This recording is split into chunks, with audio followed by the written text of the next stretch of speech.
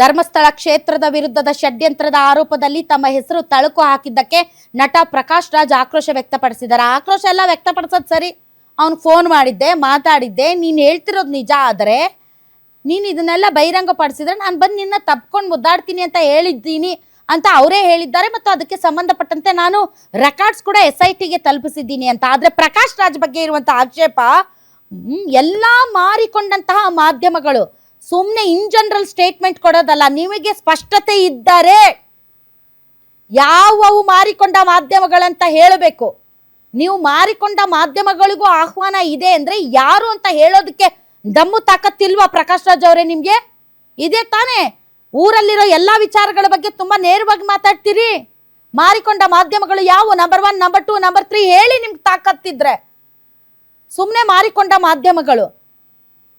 ಇವತ್ತು ಪ್ರಕಾಶ್ ರಾಜ್ ತಮ್ಮ ನಟನೆಯ ಮೂಲಕ ತುಂಬಾ ಶ್ರೇಷ್ಠರಾಗಿ ತುಂಬಾ ಒಂದು ಸ್ಟಾರ್ ಆಗಿರ್ಬೋದು. ನಿಮ್ಮ ಬೆಳವಣಿಗೆಗೆ ಮಾಧ್ಯಮಗಳ ಪಾತ್ರನೂ ಇದೆ, ಅದನ್ನಿಲ್ಲ ಅಂತ ಹೇಳ್ಬೇಡಿ. ನಿಮ್ಗೆ ಬೇಕೋ ಬೇಡೋ that is not the issue. ನೀವು ಕೊಡುವಂತಹ ಸ್ಟೇಟ್ಮೆಂಟ್ ಈಗ ಇವತ್ತು ಪ್ರಕಾಶ್ ರಾಜ್ ಅವರು ಚಿನ್ನಯ್ಯ ವಿಚಾರದಲ್ಲಿ ಎಷ್ಟರ ಮಟ್ಟಿಗೆ ಇನ್ವಾಲ್ವ್ ಇಲ್ಲ ಅಂತ ಜನರ ಮುಂದೆ ಇಡ್ತಾ ಇರೋದು ನಾವೇ ಮಾಧ್ಯಮಗಳು. ಇನ್ ಜನರಲ್ ಸ್ಟೇಟ್ಮೆಂಟ್ ಮಾರಿಕೊಂಡ ಮಾಧ್ಯಮಗಳು ಅಂತಂದ್ರೆ ಯಾರು ಅಂತ ಹೇಳ್ದೇನೆ ಮಾರಿಕೊಂಡ ಮಾಧ್ಯಮಗಳು ಅಂದ್ರೆ ಕುಂಬಳಕಾಯಿ ಕಳ್ಳ ಅಂದ್ರೆ ಹೆಗಲು ಮುಟ್ಕೊಂಡು ನೋಡ್ತೀರಾ ಅಂತಂದ್ರೆ ಇನ್ ಜನರಲ್ ಆಗಿ ಹೇಳ್ಬಿಟ್ರೆ, ಈಗ ಪ್ರಕಾಶ್ ರಾಜ್ ಜೊತೆಗೆ ಇರೋರು ಎಲ್ಲರೂ ಅಂದ್ಬಿಟ್ರೆ ಎಲ್ಲರೂ ಆಗ್ಬಿಡ್ತೀರಾ? ಹೇಳಕ್ಕೂ ಧೈರ್ಯ ಬೇಕು. ಸುಮ್ಮನೆ ಗಾಳಿಯಲ್ಲಿ ಗುಂಡು ಹೊಡಿಬಾರ್ದು. ನಿಮ್ಗೆ ಗೊತ್ತಿದೆಯಾ ಮಾರಿಕೊಂಡ ಮಾಧ್ಯಮಗಳು ಯಾವುವು ಅಂತ, ಯಾವ್ಯಾವ ಚಾನೆಲ್ಗಳು ಅಂತ ಹೇಳಿ.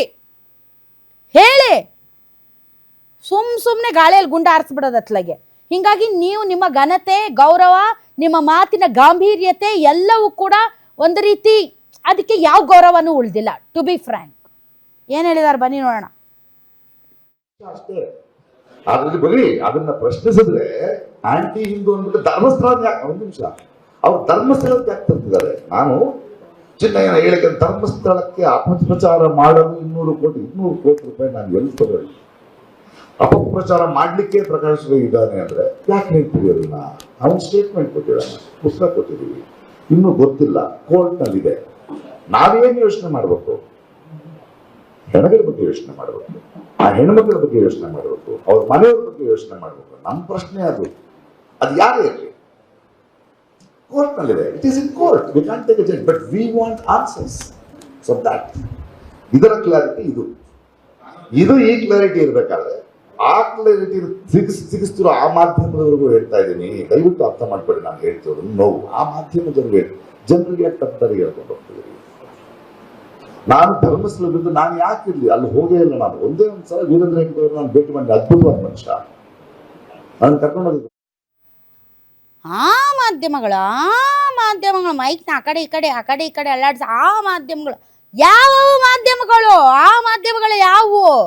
ಮಾರಿಕೊಂಡ ಮಾಧ್ಯಮಗಳು ಯಾವುವು ಹೇಳಿ ಅಲ್ಲ. ಯಾಕೆ ಧೈರ್ಯ ಇಲ್ವಾ ಪ್ರಕಾಶ್ ರಾಜ್ ಅವರೇ? ನಿಮ್ಗೆ ಧೈರ್ಯ ಇದ್ರೆ ಹೇಳಿ, ನಾಳೆ ಆದ್ರು ಇನ್ನೊಂದು ಪ್ರೆಸ್ ಮೀಟ್ ಮಾಡಿ, ಅಲ್ಲಿ ಹೇಳಿ ಇವ್ರಿವ್ರು ಅಂತ ಗೊತ್ತಾಗ್ಲಿ ಜನರಿಗೂ. ಸುಮ್ಮನೆ ಗಾಳಿಯಲ್ಲಿ ಗುಂಡಾರ್ಸೋದು ಆ ಮಾಧ್ಯಮಗಳು ಅಂತ.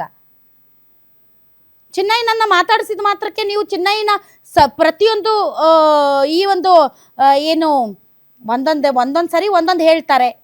ಈ ಬುರ್ಡೆ ಗ್ಯಾಂಗ್ನ ಭಾಗ ಅಂತ ಯಾರು ನಿಮ್ಮನ್ನು ಪ್ರಶ್ನೆ ಮಾಡ್ತಾ ಇಲ್ಲ. ಭಾಳ ಜನ ಅವ್ನು ಇಂಟರ್ವ್ಯೂ ಮಾಡಿದ್ದಾರೆ, ಭಾಳ ಜನ ಅವ್ನ ಇಂಟರ್ವ್ಯೂ ಕೇಳಿದ್ದಾರೆ. ಅಂದ ಮಾತ್ರಕ್ಕೆ ಎಲ್ಲರೂ ಪಾಲುದಾರರ ಆಗಲ್ಲ.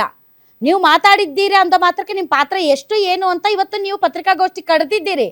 ಆದರೆ ಕರೆಯುವ ಸಂದರ್ಭದಲ್ಲಿ ಬೇಕಂತ ಲೇವಡಿ ಅನ್ನುವಂತೆ ಇನ್ ಬ್ರಾಕೆಟ್ ಮಾರಿಕೊಂಡ ಮಾಧ್ಯಮಗಳು ಅಂತ ಹೇಳಿ ಇವತ್ತು ಇಷ್ಟು ತಿಪ್ಪೆ ಸಾರಿಸೋ ಅಗತ್ಯ ಇರಲಿಲ್ಲ.